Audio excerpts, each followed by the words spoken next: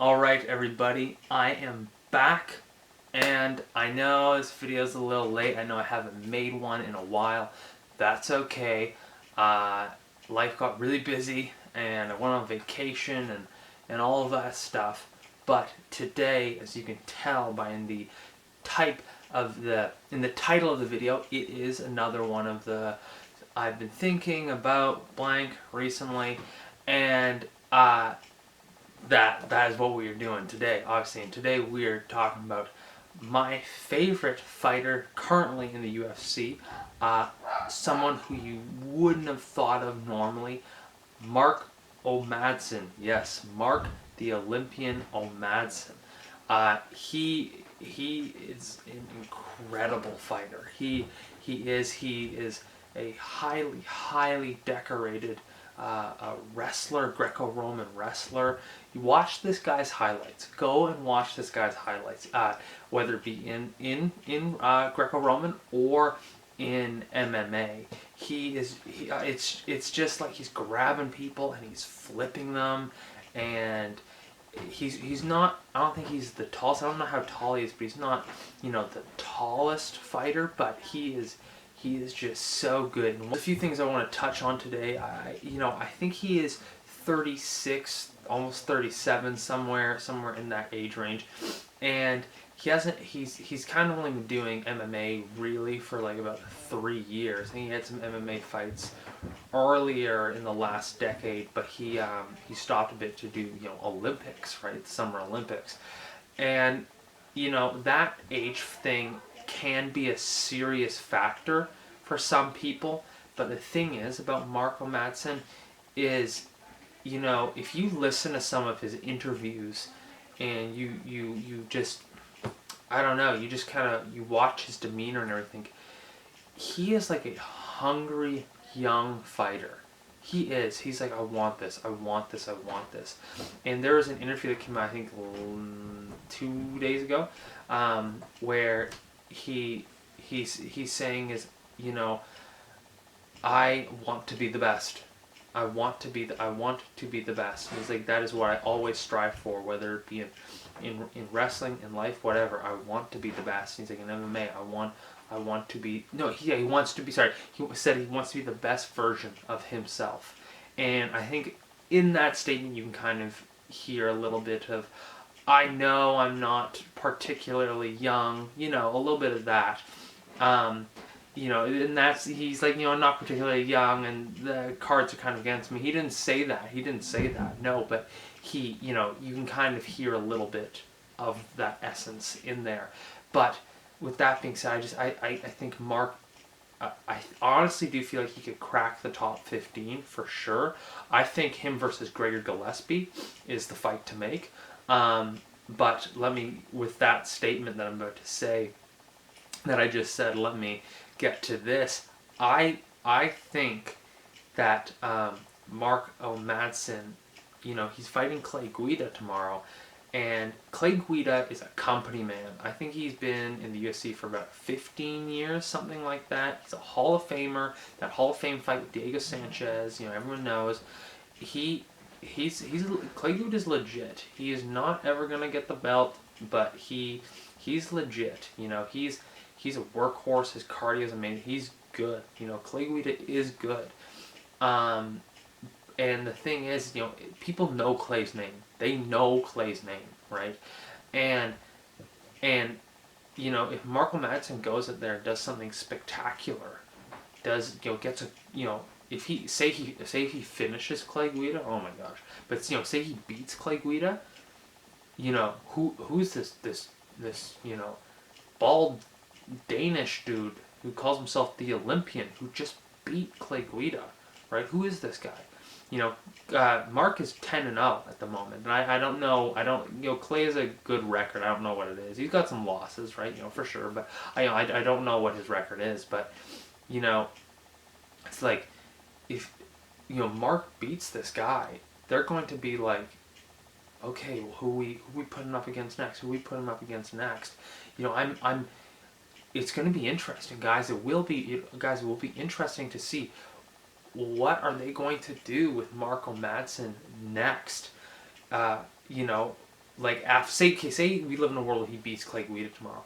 What are they gonna do with Mark next? Are they gonna they're gonna fast track him or something like that to try and get him to the top 15? Are they gonna give him easier guys? Who knows? Who knows, right? Like, Marco Madsen, he has got the grappling skills. He's got that. He has that, right? Marco Madsen's striking is good. He has finished somebody with, punches before. He has within the UFC, and I think in other fights as well. But, it like I don't know how well his striking could be against some of these top 15 guys. I honestly do feel like if we gave, what would happen if they gave him someone like who's a good one, like even even Otman Azaitar, that would be interesting, or Otman Azaitar, I know he's not top 15. How about Brad Riddell? Or he's top 15, or how about somebody who was once top 15, Drew Dober. What if they gave him one of these, higher up guys? Who else? Heck, I know Michael Johnson's well over the hill, but what if they gave him Michael Johnson? Michael Johnson's still a good fighter. Like, he had, what is that guy's name? He just fought Islam Makhachev. Thiago Moises, Michael Johnson, if you watch Michael Johnson versus Thiago Moises, Michael Johnson was kicking Thiago Moises' butt in round 1. Like, it wouldn't surprise me if that was scored 10-8. It was definitely 10-9. And then, Thiago Moises quickly lunges in the second round and gets the heel hook and stops in, I think, 24 seconds or 20. It's really fast, right, in the second round. But, I honestly think Marco Madsen could retire. Marco Madsen could retire Michael Johnson for sure. There's a bunch of others, a bunch of other people that I could, I'll of course how it works is that I'll think of them after I'm done this video. But, I do think, just kind of like with Jorge Masvidal, how it was right person, right time, how Jorge Masvidal went from a fighter that some people knew to a superstar. Jorge Masvidal is Game Bread is one of the biggest draws. Uncle Chael's son, Uncle Chael, he is correct that Jorge Masvidal is one of the biggest draws in the UFC. And there's, of course, I'll do another video on Jorge Masvidal, but because I love Game Bread. But like, right place, right time. I think it's the same thing with Marco Madsen. Right place, right time. They're gonna.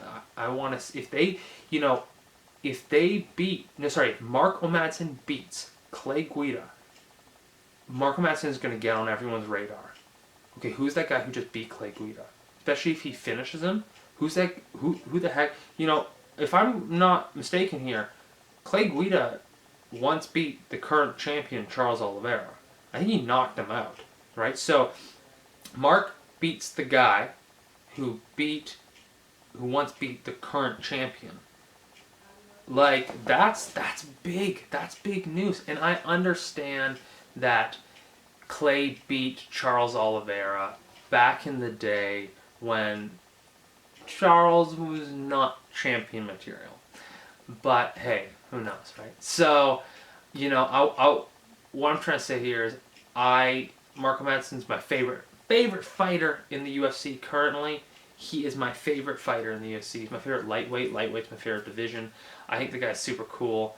I've actually talked to him a little bit on the DMs, for sure. But there's this is with all divisions, but especially for lightweight. And I think I'm going to close the video here. You need to look at the division past the top 15 for all divisions. You need to look at it past that top 15 parameter, especially, let's say a division like 155 pounds. You need to look past the top 15 because there are killers in like, there are people who could give top 15 fighters serious runs for their money. Let me tell you some names.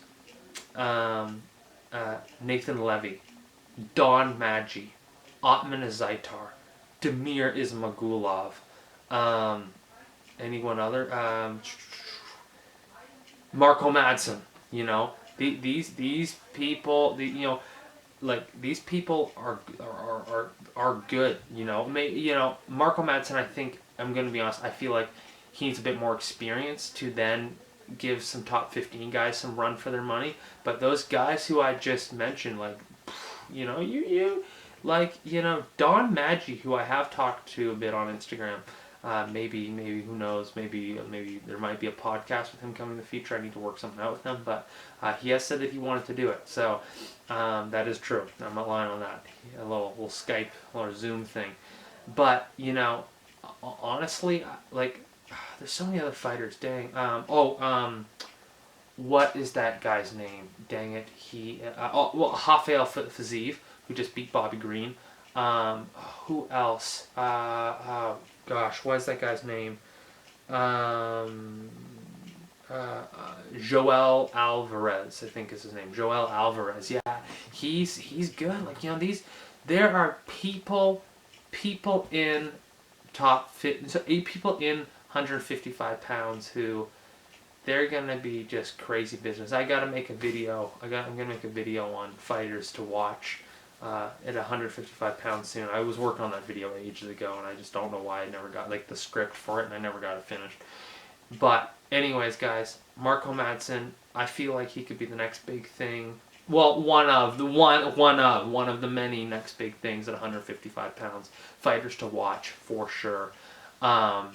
Yeah, no, seriously, like, he's 36, I think almost 37, but just remember, Glover Teixeira is going to fight for the UFC light heavyweight championship belt, at the age of 42 in October, right?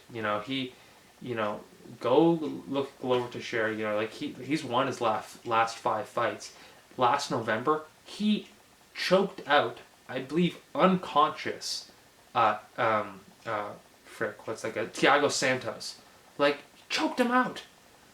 So, like, age is just a number. It's all about, like, how you treat your body, and Marco Madsen knows how to treat his body. Like, that guy he's an Olympian. He's a 3-time Olympian, world champion in other wrestling events. He's legit. And honestly, Mark, I 1,010% believe in you. I'm Canadian and European, and Canadian and Hungarian and all that, Australian, and I don't think there is a lick of Danish in me at all. But you know what, man? You've got this Canadian, Hungarian, Australian rooting for you 1,000%. So go and get it. To my fans, do not sleep on this Marco Madsen guy. You will be missing out 1,000% if you just ignore this dude. And stay tuned for my video next week where I talk about Jorge Masvidal, as we like to say his name. Anyways, guys, have a good rest of your night. Enjoy the fight tomorrow. It's kind of boring, but Marco Madsen, Clay Guida, that's going to be an awesome fight. Actually, the main event is actually pretty cool. Jared, the Killer Gorilla Cannonier versus Kelvin, former interim champion Gastelum.